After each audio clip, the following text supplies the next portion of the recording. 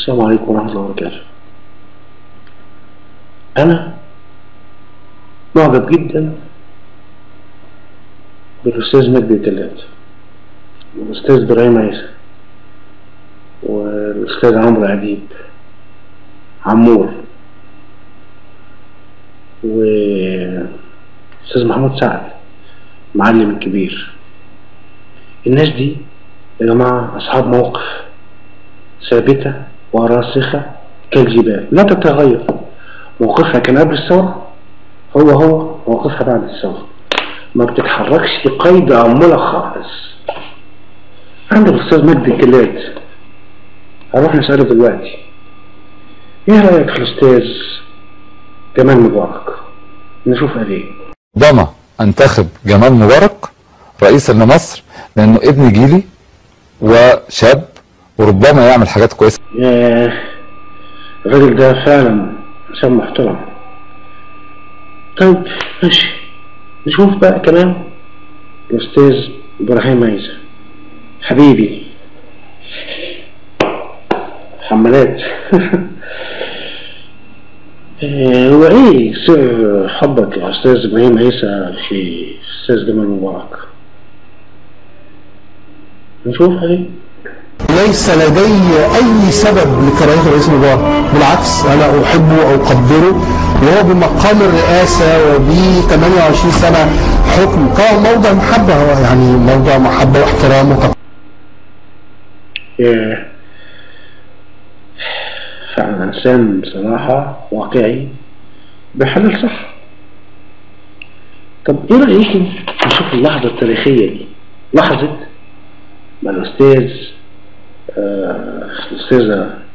منى الشاذلي سمعت خطاب مبارك وآخر كلمة قالها السلام عليكم ورحمة الله وبركاته. قالت إيه؟ شوف معه. ورب الوطن وشعبه والسلام عليكم ورحمة الله وبركاته.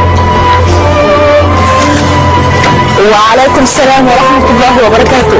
وعليكم السلام ورحمة الله وبركاته. الرئيس مبارك فضل مصلحة الوطن على أي اسم وعلى أي مصالح أخرى. هذا الرجل حافظ. خلتيني أعيط يا أستاذة منى.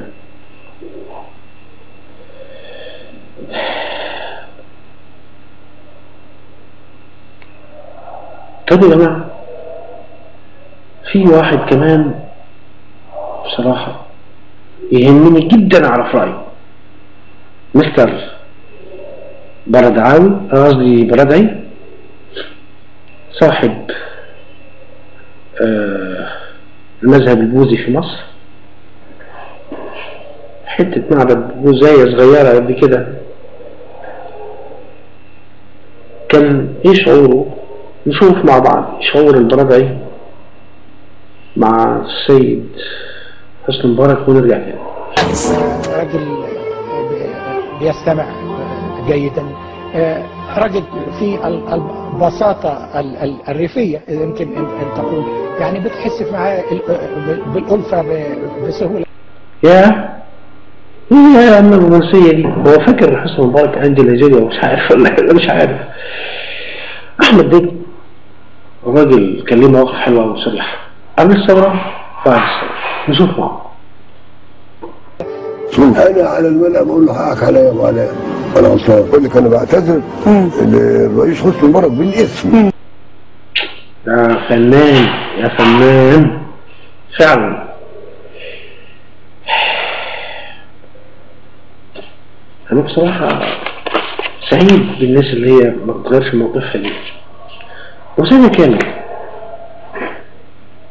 قالت ايه عن المجلس العسكري ودلوقتي بتقول ايه؟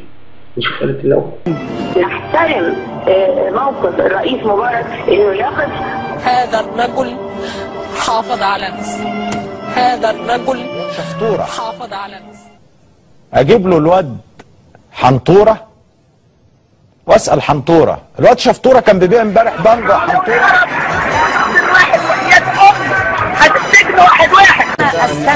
عندما استمع الى الجيش والشرطة وانا جوه الشقة بيهتفوا الله اكبر، هذا جيش طائفي وكأنه يواجه الاعداء.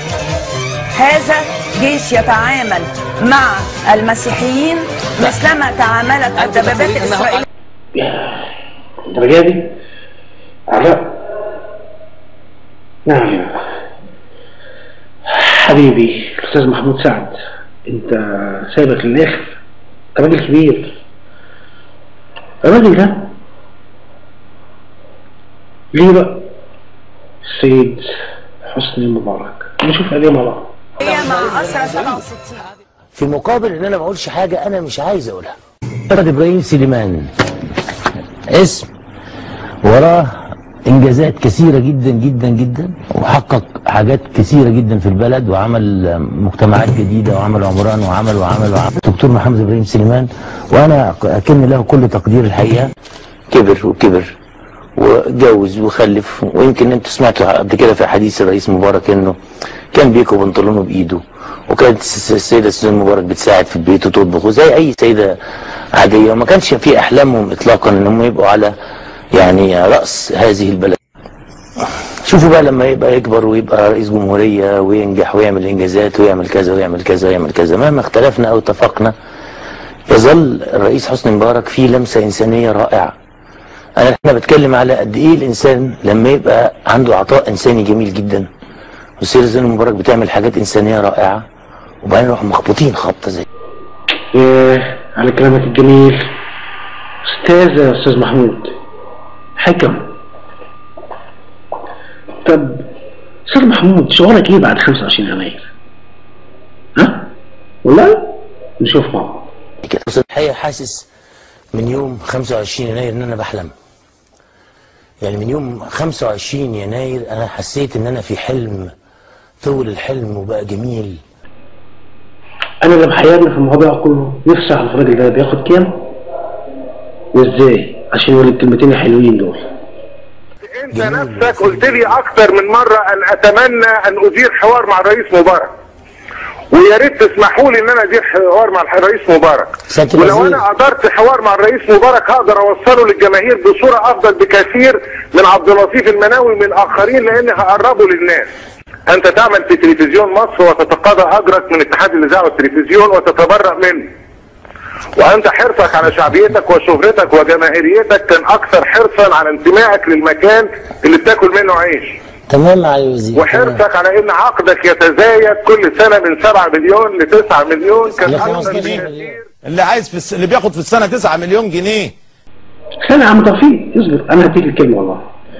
نشوف يا عم توفيق بينقوا على الراجل ازاي. يعيشوا 900,000 اسره طالع بيتمسخر بتمهزق عليه، ما انتش مكسوف من نفسك يا جاهل. يا عم توفيق بلاش حسد. ايه 7-9 مليون جنيه يعني؟ يا عمي كبر. عادي انا بصراحه احترت.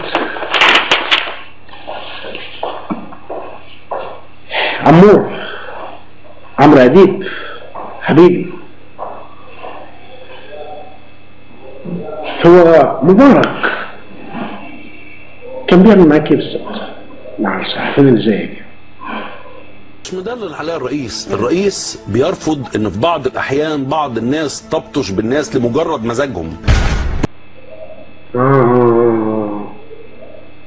نشوف بعد الثوره ايه اللي كان بيفتح بقه كانوا بيذلوا امه. يا الدرجه دي؟ طب نرجع نشوف ده قبل الثوره ايه دي تبقى مكمله. الراجل ده في عهده ولا صحفي دخل السجن، وانا بعتبر صحفي، انا عضو نقابه صحفي. هم فعلا نفس الموقف، صح، نفس الحب. يعني ايه يتكلم عليه ويقول ما حدش يكتب عن الفكر بتاع سيادته 3 صفحات؟ احنا كنا مذلولين يا جماعه يا راجل.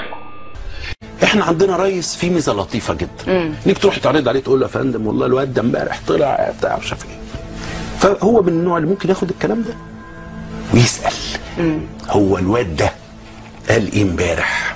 طب هاتوا لي السي دي. اوعوا تشغلوا الواد ده، اوعوا تشغلوا الواد ده يقعد كده زي الكلب. النهارده يا يسري احنا بنحتفل بايه؟ قول ورايا. احنا بنحتفل بانتهاء الذل. سقفك في الدين لفين؟ كانوا بيطلعوا دين امهم. يعني في ذوق في التعاطي مع هذا الرجل، وهذا الرجل قياده تاريخيه، يعني مش هيجي خلاص دي اخر، انت عارفه في العالم العربي ده بيقول قيادات تاريخيه، دي اخر قياده تاريخيه في مصر. يا راجل بصراحه انا في قمه الاحترام للساده اللي بيقودوا البلد دلوقتي من ثبات مواقفهم وارائهم قبل الثوره وبعد الثوره. هو ايه اللي حصل؟ هو ايه اللي اتغير؟ حاجه واحده بس، ان كان في واحد معاه كرباج مع ناس تجيب عمرو اديب ومحمود سعد من جفاها كده وترزعه في التمازين. لكن دلوقتي للاسف معانا ريس طيب. يا سيادة الريس، الناس دي ما بتتعاملش بالادب والاحترام، الناس دي ملهاش غير الكرباج.